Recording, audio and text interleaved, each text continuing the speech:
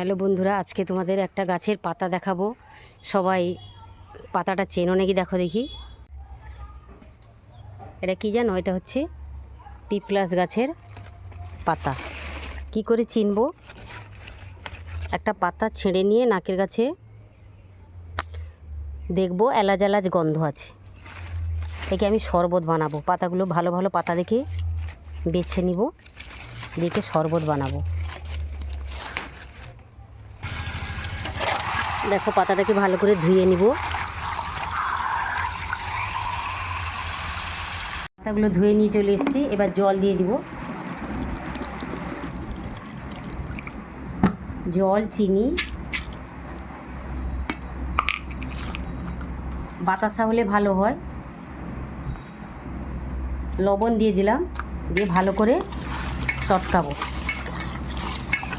এ পাতা খুবই উপকারী, শরীরের পক্ষে খুবই উপকার, স্বাস্থ্যগুণে ভরপুর, পেট ঠান্ডা করে, পায়খানা পরিষ্কার করে। কেউ এ পাতার শরবত খেয়ে থাকো নাকি কমেন্ট করে জানিও।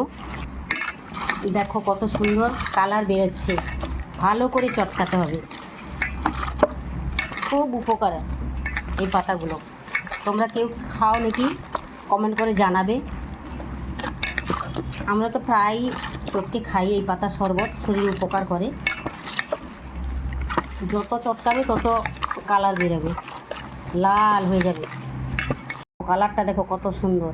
এবার একে ছেঁকে নেব ছাঁকনিতে। না ছাঁকলেও হবে, তবেও ছেঁকে নিব। দেখো কালারটা দেখেছো কত সুন্দর কালার হয়েছে। সবাই খাবে যদি ঝটপট চলে এসো।